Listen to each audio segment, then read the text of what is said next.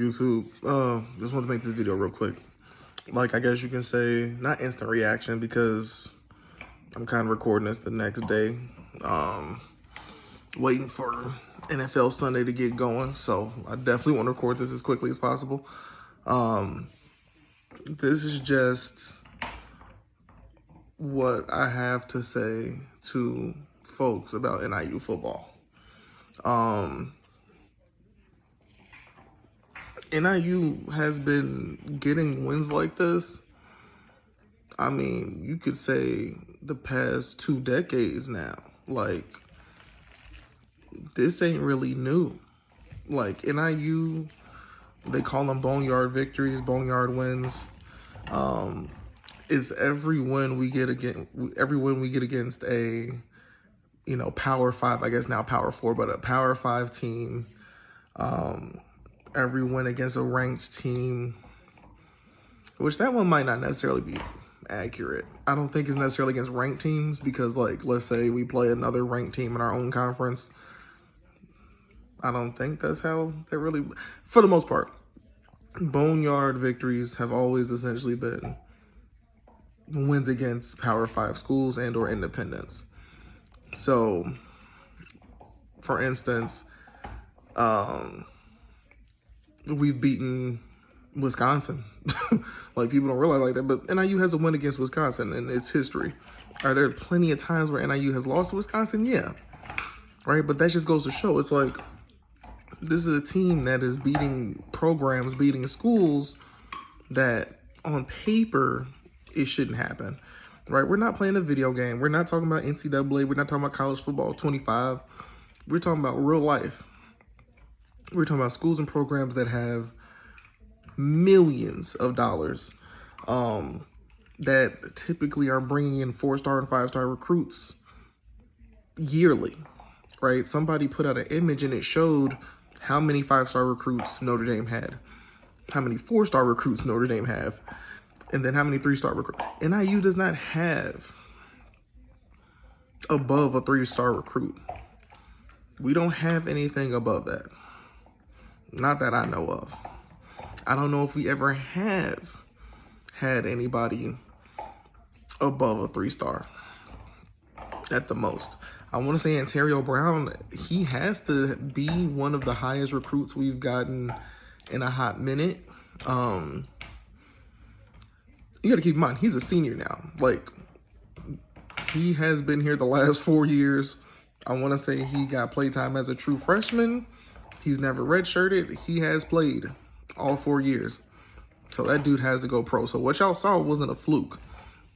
Like, you have to keep in mind, people get scouting reports. They know Ontario Brown is essentially the best player on our team. It's that simple. Besides him and maybe some of our old linemen, it's the Ontario Brown show. Like, when Ontario Brown was a freshman, like, NIU literally, like, we had a stable of running backs. A lot of those dudes transferred out. Don't know why. Who knows what was going on, this, that, the third. But we had a bunch of running backs on this damn team. And then guys left. They weren't trying to share the football. They were like, nah, I want to be the guy. I want to be the guy.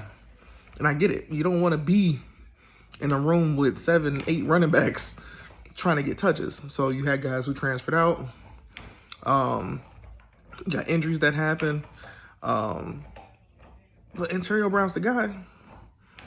Notre Dame had literally one job. One name was probably circled on that damn paper. Ontario Brown. You also have Harrison Barnes. Let me not act like Harrison Barnes. What's my Harrison Barnes? I'm tweaking. Grayson Barnes. Our tight end, he's also potential NFL prospect. He's legit. You had 2 guys to worry about, but really 1. And it wasn't a fluke that he did what he did. NIU, like I said, I'm just trying to let people know. NIU does this. Like, leading up to the game, I'm all on Facebook all over the dang place. Literally like, yo, do not be surprised if NIU comes out here and competes, because that's what they do in big games. Like, even if we lose, I can promise you it's not going to be like a walkover type situation. I think what people did, I think people looked at how we did last year, right? They looked at, oh, well, this team went 7-6, right? And the 7th win was the bowl game, right? But we won a bowl game. I want to say we actually finished that season with, what, 3-4 wins in a row? So I'm like, you got to realize, like, this team got some momentum. They're coming off a bowl game win, and historically, we ain't a good bowl team. Like, we'll make it to a bowl game, but we don't win a lot of times. We're coming off a bowl win. It was just an up and down season. It was like, there's games we should have won. You know, like, this team should have did better, a little bit better than it did. And, like, they'll probably be the first ones to tell you that they were kind of middle of the road. This team now, this is it. This is a completely, you know, bought in, put together. Everybody knows what they're doing. Like, that's what the team is now. You cannot take a team like that just because they got clapped by Michigan last year and act like they're not capable. It was a 7-6 win team that also beat Boston College.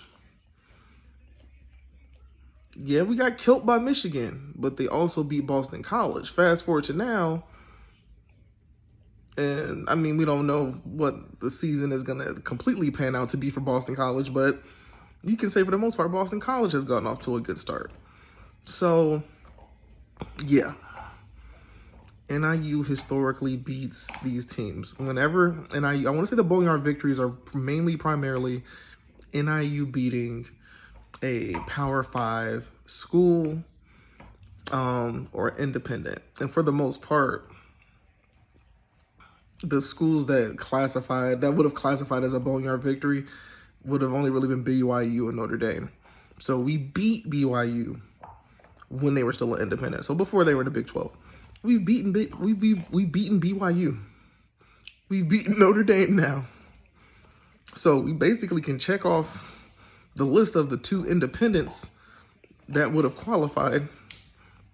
NIU has beaten Purdue at least twice within the last 20-something years.